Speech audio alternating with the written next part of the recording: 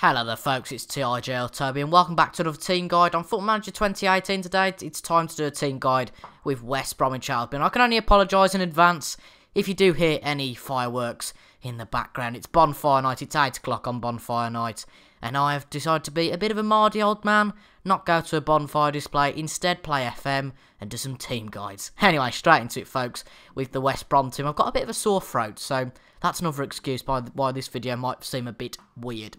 Right, getting straight into it then. We've got quite a decent squad at West Brom, a squad that was finished mid-table last year, I believe. That they did finish 10th. Yes, they did. A very good finish for them.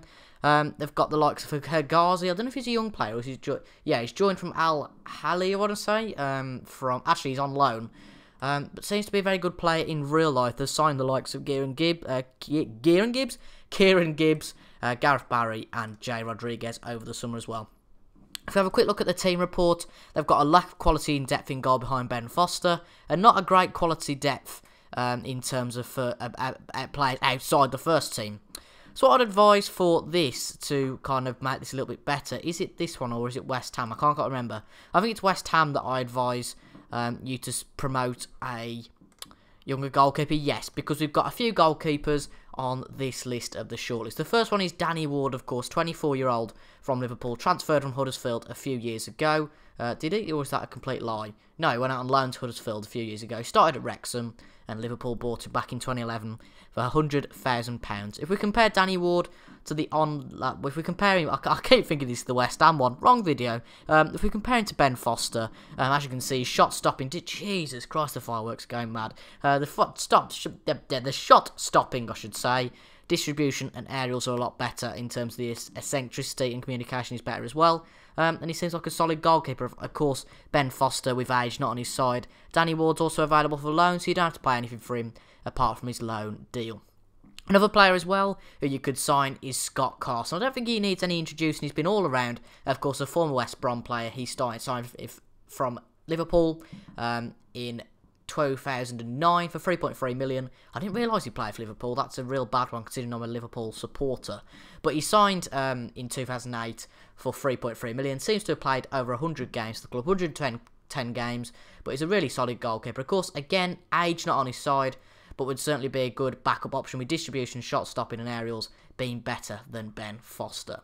In terms of the centre-back position, because obviously you've only got Hergazi on loan, and you've only really got Evans, McCauley and Dawson. Apart from that, we've got a few centre-back options here. So we've got Florin Gardos, who is a centre-back from Southampton, on the transfer list as you start the game for 3.6 million. And if we compare him to Johnny Evans, Johnny Evans a little bit older and actually injured at the moment for 3 to 6 weeks. But Gardos has got similar aerials, better vision, better attacking. But apart from his defending stat, he's quite interchangeable with Johnny Evans. Some of his best stats are probably his work rate, his jumping reach. And I think the one with the work rate's good because he's willing to work at the end of the day. And apparently he can play somewhat as a sweeper keeper. That would be interesting. And can also play as a defensive midfielder. So to a point and to an extent, a little bit versatile. Another player you could sign is Jack Colback. Now, I don't think he needs any introducing either. He went from Sunderland to Newcastle rather controversially a few years ago. And although he's a rotation option at Newcastle, his asking price is 9.25 million when you start the game because he's actually transfer listed.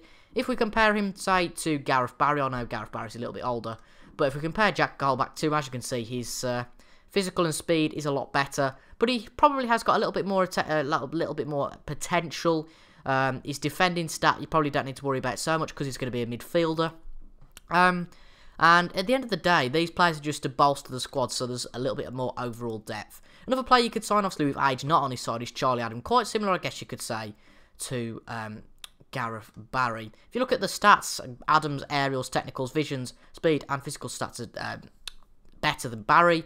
Barry's got really good mental and defending stats, so you're going to find it tricky to find a player that kind of complements that. There we go, it's another firework going off. If you know any players that are defensive midfielders or midfielders that you guys think would be good to sign, let me know down in the comments.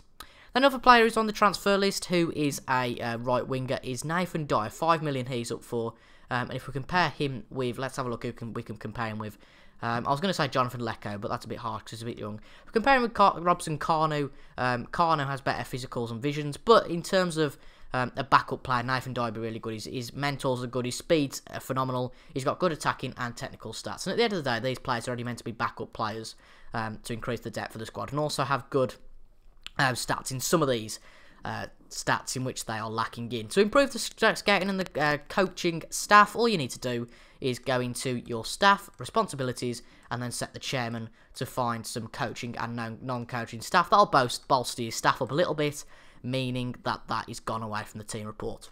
If we have a quick look then at the dynamics, the hierarchy has Chris Evans, he's off the BBC. I was looking at Chris Brunt actually, but Johnny Evans, Chris Brunt and James Morrison are the team leaders, with Gareth Barry walking straight into a highly influential place. They've got a lot of solid players, likes of Rondon, Chadley, McLean, Jacob. They've even got Kieran Gibbs, who's got plenty of experience from his Arsenal days as well. So in terms of tactics for this team, I would probably play a 4-2-3-1. If we go on the team report and squad depth, they've got one solid striker, with Jay Rodriguez solidly playing on both wings, but I'll put Nasser Chadley on the left wing, James Morrison on the attacking midfield, and Matt Phillips on the right wing, perhaps rotating with Chris Brunt and Jay Rodriguez. You might need to sign another striker, but you've got the likes of Oliver Burke, who's quite young, but he's coming through, as you can see. He could be a real star player for the West Brom team.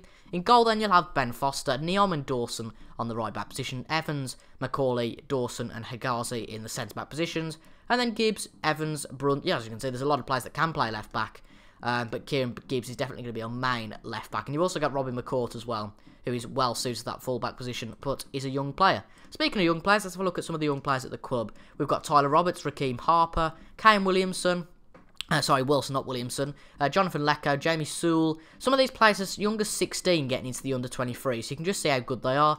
Then if we look at the under-18s, we have got Axum White, Yusuf Oshibode, Stanley Osumjua, Thomas Sharp. We've got plenty of good names here that could get into the squad. What was that name that they were talking about earlier? That could be a star for the team. I think that is Tyler Roberts, I think.